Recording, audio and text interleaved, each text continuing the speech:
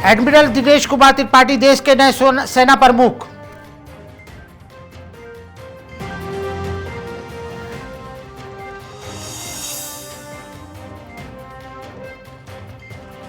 उत्तराखंड के हल्द्वानी में झोपड़ियों में लगी भीषण आग।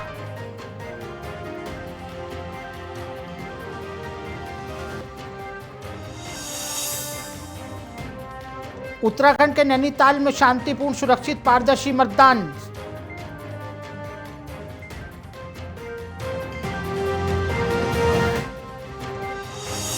रुद्रप्रयाग अगस्त्यमुनि विकास खंड के इशाला बूथ पर नहीं पड़ा एक भी मत।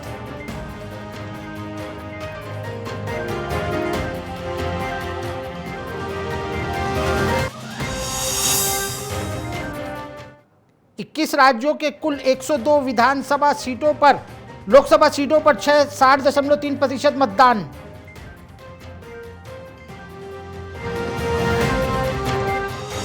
वाइस एडमिरल दिनेश कुमार त्रिपाठी देश के नए सेना प्रमुख होंगे। वर्तमान में नौसेना प्रमुख एडमिरल आर हरि कुमार को सेवानिवृत्त होने के 30 अप्रैल को नया पदभार वे अब संभालेंगे। सैनिक स्कूल रीवा के पूर्व छात्र वाइस एडमिरल त्रिपाठी वर्तमान में नौसेना के प्रमुख होंगे।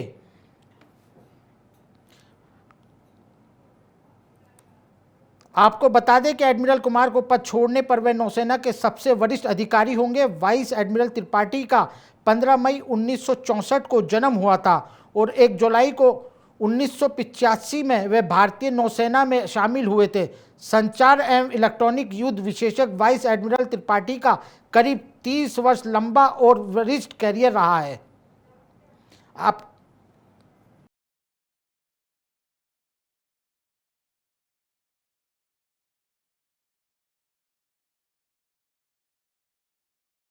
उत्तराखंड के हल्द्वानी शहर के भूलपुरा के अंतर्गत आने वाले 4 गलिया रोड चिराग अली बाबा शाह मजार पर मजदूरों की झोपड़ियों में अज्ञात कारणों से लगी आग। आग ने विकराल रूप धारण कर लिया। घरेलू सामान और झोपड़ियां जलकर हुई राख।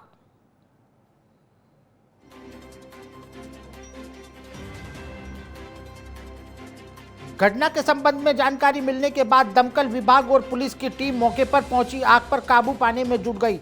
दरअसल देर रात कुछ मजदूरों को झुग्गी में अचानक आग लग गई थी और देखते ही देखते आग ने विकराल रूप धारण कर लिया था। वहीं तेज हवा से कुछ ही देर में आग की लपटें एक झुग्गी से दूसरी और फिर दूसरी तीसरी झुग्गियों में आग के लपेटों में आ गईं। अग्निकांड में कई मजदूरों के घरेलू सामान, नकदी, पैसे आग की लपेटे में आ गए। वहीं फायर फाइटर की कड़ी मशक्कत के बाद आग पर काबू पाया गया।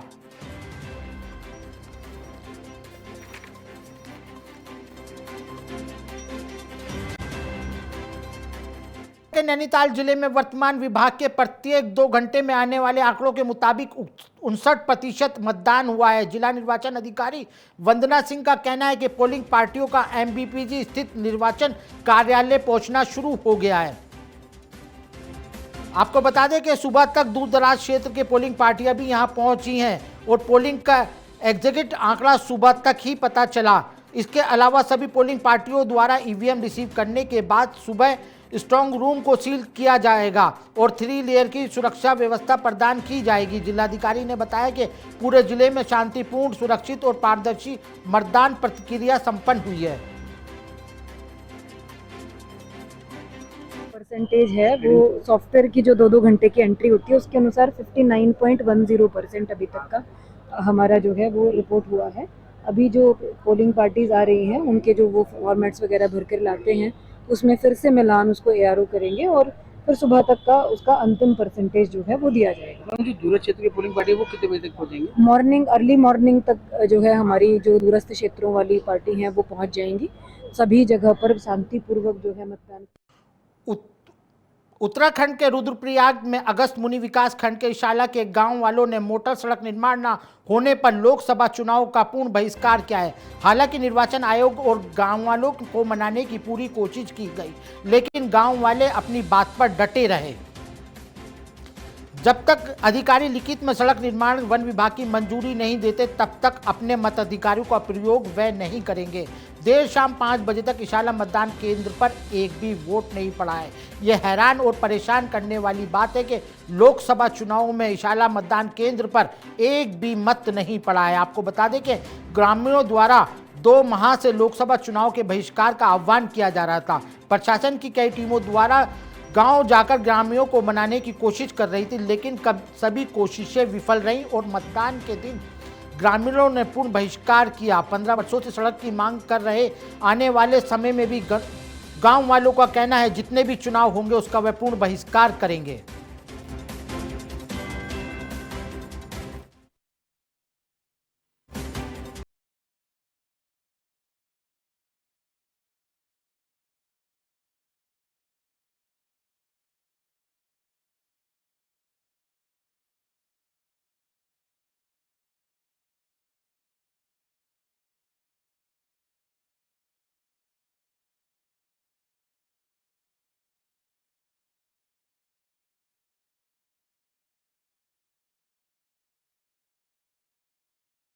देश में लोकसभा चुनाव के पहले चरण में 21 राज्यों की कुल 102 लोकसभा सीटों पर वोट डाले गए। इसके तहत 102 सीटों पर एवरेज 60.3% मतदान किया गया है।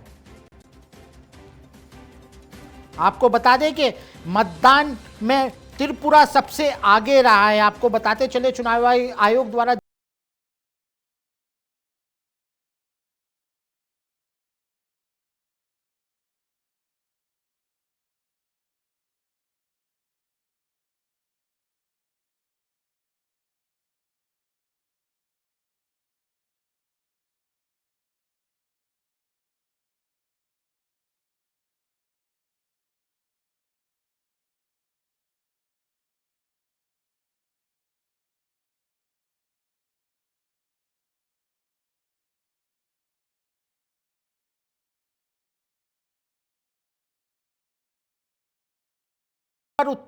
खबर उत्तर प्रदेश के जनपद अमेठी के कोतवाली मुंशीगंज क्षेत्र से है। मुंशीगंज कोतवाली क्षेत्र के अंतर्गत आने वाले ग्राम सभा सोराव में अज्ञात कारणों से भयानक आग लग गई, जिसमें कई किसानों की 25 बीघा गेहूं की पक्की फसल जलकर खाक हो गई है। सूचना पर पहुंची कोतवाली मुंशीगंज की पुलिस और फायर ब्रिगेड की गाड़ियां मौके पर पहुंची और आग बुझाने में बड़ी मुश्किल से कामयाबी हासिल की, लेकिन जब तक आग बुझा पाती तब तक 25 बीघा गेहूं फसल जलकर खाक हो गई। कोतवाली मुंशीगंज के ग्राम सभा सोरवा की यह पूरी घटना है।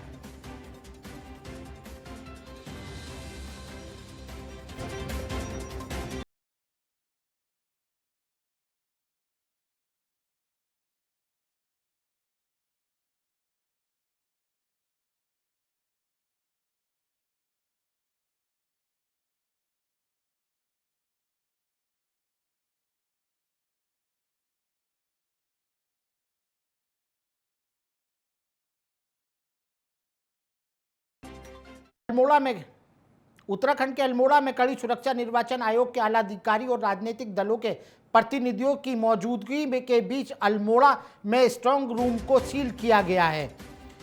अल्मोड़ा जिले के 6 विधानसभाओं के सभी 920 पोलिंग बूथों में पहुंची ईवीएम मशीनों को स्ट्रांग रूम में सील करने के दौरान ऑब्जर्वर सत्यप्रकाश, जिला निर्वाचन अधिकारी विनीत तोमर, एसएसपी सहित राजनीतिक दलों के प्रतिनिधि मौजूद रहे। आईटीआई संस्था में बने स्ट्रांग रूम को 3 लेयर की कड़ी सुरक्षा प्रदान की गई है। स्ट्रांग रूम के लिए अर्धसैनिक बलों और पुलिस का भारी पुलिस फोर्स तैनात की गई है। साथ ही सीसीटीवी कैमरे से स्ट्रांग रूम की निगरानी की जा रही है।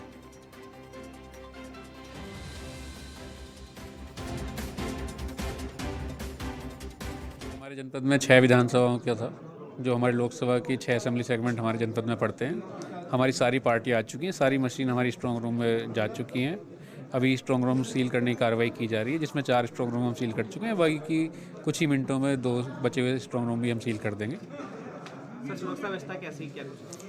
जिस तरह से ईसीआई की डायरेक्शंस हैं, 3 कॉर्डन सिक्योरिटी यहाँ पर रहेगी। जो इनर कॉर्डन है वो सीपीएफ के पास है, बाकी जो हमारी आर्म पुलिस एंड भारतीय प्रौद्योगिकी संस्था आईटीआई रुड़की के प्रोफेसर सुनील वाजपेयी और post director fellow Devjit Dutta की एक उल्लेखनीय खोज में सांप की एक प्राचीन प्रजाति का अनावरण किया गया है।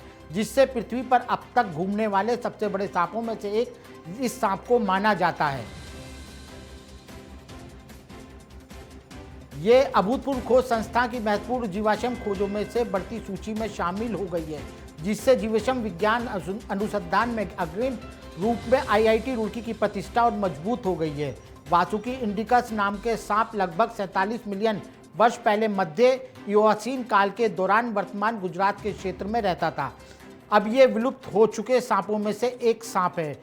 मंडोदरी सांप परिवार से संबंधित रखता है, लेकिन भारत के एक अद्वितीय वंश का प्रतिनिधित्व करता है, जिसकी लंबाई 11 से 15 मीटर के बीच होती है।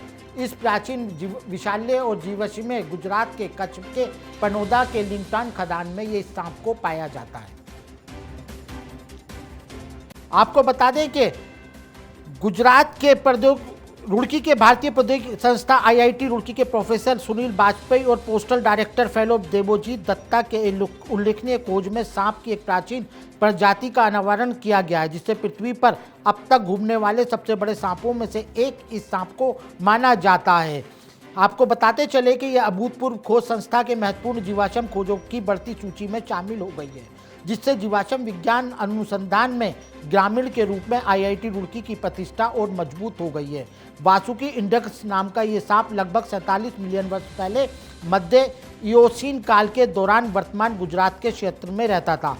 अब ये विलुप्त हो चुके मंडसोइडे सांप के परिवारों से संबंधित था, लेकिन भारत के एक द्वितीय वंश के प्रतिनिधित्व करता था, जिसकी लंबाई 11 से 15 मीटर के बीच बताई जाती है। इस प्राचीन विशाल्य और जीवाश्म गुजरात के कच्छ में 15 लिग्नाइट खदान में इस सांप को पाया जाता है। तो ये है कि ये जो फॉसिल्स है तो ये प्रोफेसर वाजपेयी को 2005 में मिला था। उसके बाद 2023 साल से हम दोनों इन पे काम कर रहे हैं। तो जो पहली जो विशेषता है वो इसकी आकार है। ये सब इनकी रीढ़ की हड्डी है और इन रीढ़ की हड्डियों से हमें पता चला है ये करीबन 15 मीटर लंबा होगा। जो विश्व में जो सबसे बड़े सांप थे उनमें ये एक है। और ये जो सांप है ये मडसॉइड बोल के एक फैमिली है, उनका ये एक मेंबर आप कह सकते हैं। वो सांप अभी विलुप्त है, वो और मिलती नहीं है। बहुत हज़ारों साल पहले वो सांप विलुप्त हो चुकी है। तो जब ये सांप जिंदा रहा होगा ये अजगर जैसा ही रहा होगा और खाने के जो जीव देखिए, ये अवशेष जो हैं ये करीब 47 मिलियन ईयर पुराने हैं और ये एक सांप के हैं। और इसे हम लोगों ने गुजरात के कच्छ रीजन में एक लिग्नाइट माइन है, कोयले की खान है पानंदरों के पास, वहाँ से हम लोगों को मिले थे कई साल पहले। इसको अभी हम लोगों ने पब्लिश किया है साइंटिफिक रिपोर्ट्स जर्नल्स में। इस सांप की विशेषता ये है, ये रीढ़ की हड्डियां हैं उस सांप के, और इसकी विशेषता ये है कि ये दुनिया के सबसे बड़े सांपों में से एक है और अपनी फैमिली का सबसे बड़ा सांप है। जब ये जिंदा रहा था तो इसकी लंबाई करीब 15 मीटर रही होगी, जो कि एक बहुत बड़ा सांप।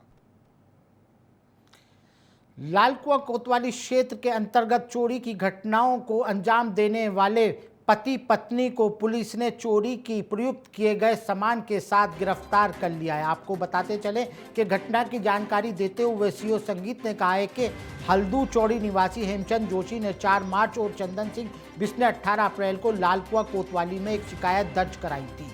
शिकायत में उन्होंने कहा था कि उनके घरों से गहने सहित कई सामानों में चोरी हुई है, जिसके खुलासे के लिए पुलिस के उच्च अधिकारियों की निर्देश पर टीम का गठन किया गया था, जिसका नेतृत्व हल्दू चौड़ी चौकी इंचार्ज ने किया। टीम ने क्षेत्र के लगभग 200 से 300 सीसीटीवी कैमरे को खंगाले और अभियुक्त को गिरफ्तारी के प्रयास किया। इसी क्रम में पुलिस को आज मुखबिर की सूचना के आधार पर बेड़पाड़ा स्थित महालक्ष्मी मंदिर के पास एक दंपत्ति को लोगों ने बिना बिल के सोने का लॉकेट बेचने की सूचना पुलिस को दी। तुरंत पुलिस ने इस पर कार्रवाई करते हुए उनको गिरफ्तार कर लिया और पूछताछ में पति पत्नी की जोड़ी ने अपना गुनाह कबूल कर लिया है। आपको बता दें कि पूछताछ में पति पत्नी की जोड़ी ने कई घरों में अपनी चोरी के गुनाहों को कबूल किया है। इस पुलिस लगातार इनको पकड़ने के लिए लगातार प्रयास कर रही थी। आज उनका प्रयास सफल हो गया है। उनके घरों में गहने समेत कई सामानों की चोरी हुई थी, जिसको पुलिस ने बरामद कर लिया है। पुलिस के अनुसार चोरी में इन लगभग 12 से ज़्यादा चोरी की घटनाओं को इन लोगों ने अंजाम दिया है। वहीं महालक्ष्मी मंदिर के पास, आपको बता दें एक बार फिर, महालक्ष्मी के पास इस दंपत्ति को पुलिस ने मुखबिर की सूचना पर गिरफ्तार किया था। इसमें सोने के लॉकेट बेचते हुए पुलिस ने मुखबिर की सूचना पर तुरंत कार्रवाई करते हुए इनको गिरफ्तार किया है। लाल कुआं कोतवाली क्षेत्र के अंतर्गत इस चोरी की घटना को अंजाम देने वाले पति पत्नी को पुलिस ने गिरफ्तार कर लिया है। इनके पास से चोरी का सामान भी पुलिस ने बरामद कर लिया है। आपको बता दें कि ये चोरी की घटना 4 मार्च से लेकर 18 अप्रैल तक लगातार कितनी घटनाओं को ये अंजाम दे चुके थे। पालपुर परमा के रहने वाले चंदन सिंह बिष्ट द्वारा बताया गया था कि जब वो 10 अप्रैल को अपने रिश्तेदार के घर गए थे, वापसी में 13 अप्रैल को जब आके घर में देखा तो कुछ सामान उनको नहीं मिला और जो सारा सामान तितर बितर हुआ था। तो इस सूचना पर उनके द्वारा बताया गया कि घर में कुछ ज्वेलरी, कुछ सामान और कुछ लैपटॉप, एटीएम आदि उसके घर से चोरी हो गया है, जिस पर हमारे टीम के द्वारा थाना चौकी हल्दू चौर के इंचार्ज को टीम प्रभारी बनाकर हमारे द्वारा विभिन्न सीसीटीवी कैमरे खंगाले गए, एटीएम वीडियोस देखे गए, जिसके आधार पे हमने एक व्यक्ति को पहचाना। व्यक्ति के साथ उसकी वाइफ जो अनुष्का है उसको भी पहचाना। उन दोनों के द्वारा इस घटना को कारित किया जा रहा था। जब ये पता चला कि ये लोग यहाँ पे लाल कुआं में रह रहे हैं, किराए के मकान में, दिल्ली के निवासी हैं, और इसी आधार पे ये लोग एक ठेला लगा रहे थे रेडी का, जो कपड़ों की दुकान लगाते थे, और शाम को ये क्षेत्र में जाके रैकी करते थे। रैकी करने में जो भी घर इनको बंद मिलता था उसकी फोटो खींच के ये लोग उसमें संबंधित जिस प्रकार की औजार उसको तोड़ने में लगते थे वो औजार ले जाके रात को चोरी। इसमें कुछ गहने बरामद हुए हैं, कैश बरामद हुआ है, लैपटॉप बरामद हुआ है, और चोरी के लिए जो औजार ये यूज करते थे वो चोरी का सामान। ये क्षेत्र में ही रह रहे थे, हल्दू चौर के एरिया में से इनको बरामद किया।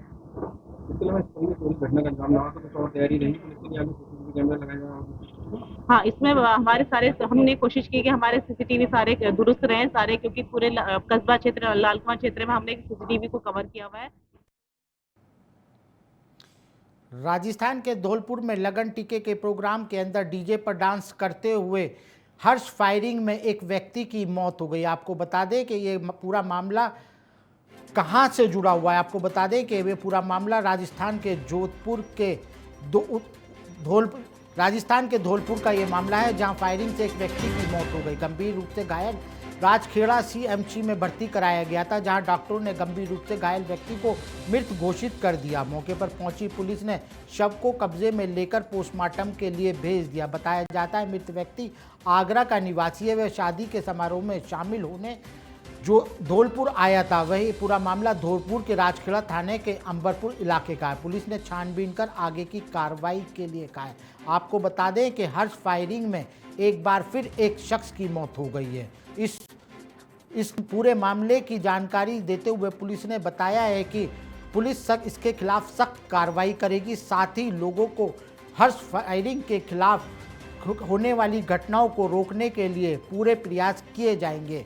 साथ ही आपको बताते चले कि फायरिंग में एक व्यक्ति गंभीर रूप से घायल हुआ था, जिसको राजखेड़ा के सीएचसी में भर्ती कराया गया था, जहां पर डॉक्टरों ने गंभीर रूप से घायल व्यक्ति को मृत घोषित कर दिया।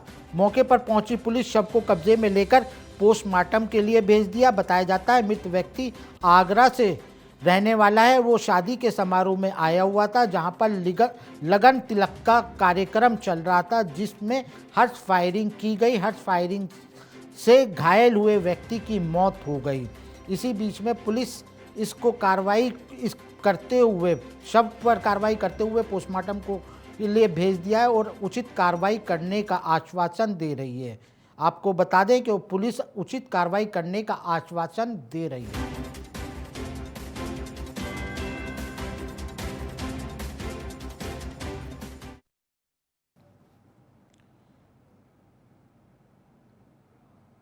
पौड़ी लोकसभा चुनाव के प्रथम चरण की वोटिंग संपन्न होने के बाद अब पौड़ी जिले के समस्त 6 विधानसभाओं से पोलिंग पार्टी ईवीएम मशीनों को लेकर स्ट्रांग रूम पहुंच रही है, जहां कड़ी सुरक्षा के बीच ईवीएम मशीनों को रखा जा रहा है। 4 जून को हुए चुनाव में 4 जून को खुलने वाली स्पोर्टिंग बूथ की लेयर सुरक्षा में 3 लेयर सुरक्षा में ईवीएम मशीनों को रखा जाएगा और गढ़वाल संसदीय सीट के 13 प्रत्याशियों के भविष्य को ईवीएम मशीन में कैद है, जिसके परिणाम 4 जून को आएंगे। जिला निर्वाचन अधिकारियों ने बताया कि 945 पोलिंग बूथ पर हुई वोटिंग प्रक्रिया के बाद ईवीएम मशीनों को सील जांचने के बाद स्ट्रांग रूम में भेजा गया है। वहीं स्ट्रांग रूम के बाहर सुरक्षा कर्मियों का कड़ा पहरा भी है। आपको बता दें कि ईवीएम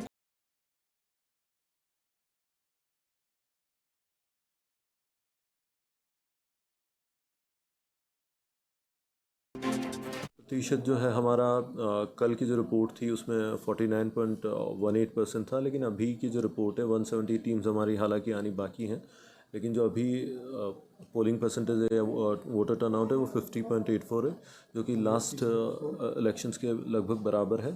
तो अगले कुछ टाइम में हमारी स्थिति और क्लियर हो जाएगी। सर, इसमें कई बूथों में वोट नहीं पड़ा, लोगों ने बहिष्कार किया, इसकी जानकारी दी? इसमें बहिष्कार हमें लगभग 50 बूथों के बारे में पहले पता था और उन पे लगातार उनसे बातचीत करते हुए उनकी जो मांगे थी या उनके जो इश्यूज़ थे उनको एड्रेस करने का और उन्हें सकारात्मक रूप से समझाने का प्रयास किया गया था। इस कारण से हमारा बहिष्कार 50 जगहों पे नहीं हुआ, लेकिन 2 पर्टिकुलर प्लेसेस थे जहाँ लास्ट मिनट पे उनके द्वारा ये कहा गया और वो मतदान प्रतिशत कम रहा है, बहिष्कार जैसी स्थिति नहीं। सर, देखा गया है यहाँ पे बस अड्डा है, वहाँ पे शौचालय का जो सिविल है वो पूरा नदियों में बदबू से मार रहा है लोगों को देख। शांतिपूर्वक हमारा जो निर्वाचन की प्रक्रिया है वो संपन्न हो गई और P+1 पे जो हमारी 170 पार्टीज़ अभी आनी बाकी हैं, रेस्ट हमारी पार्टीज़ पहुंच चुकी हैं। देर रात तक भी हमारी पार्टीज़ आ रही थी और अभी जो स्क्रूटनी का प्रोसेस किया जाना है और पॉलिटिकल पार्टीज़ एंड कैंडिडेट्स के रिप्रेजेंटेटिव्स के सामने जो सीलिंग का प्रोसेस है, और शाम तक हमारे सारे के सारे असेंबली सेगमेंट के स्ट्रांग रूम सील हो जाएंगे। इसमें 3 टियर सिक्योरिटी सिस्टम जो रखा गया है उसमें हम पॉलिटिकल पार्टी के लोगों को भी आकर के देखने।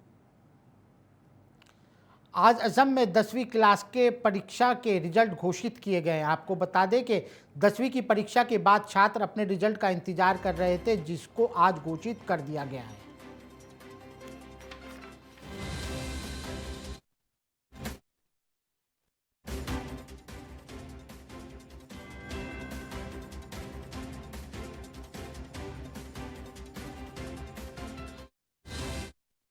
नहीं 2 नहीं 3 छात्रों ने तीसरी पोजीशन हासिल की है। आपको बता दें कि मांजुली के प्रीतम सेकिया, बरपेटा के वेदांता चौधरी और साथ ही देवश्री कश्यप ने तीसरा स्थान प्राप्त किया है। 10वीं की क्लास में बाजी मारने वाले छात्रों को प्रथम खबर न्यूज़ चैनल की तरफ से आने वाले भविष्य की हार्दिक शुभकामनाएं दी जा रही हैं। वहीं आज असम के 10वीं क्लास के रिजल्ट घोषित किए गए हैं। आप देख सकते हैं तस्वीरों में छात्रों में कितना उल्लास है। अपने परीक्षाओं को रिजल्ट आने के बाद खुशी का माहौल देखा जा रहा है।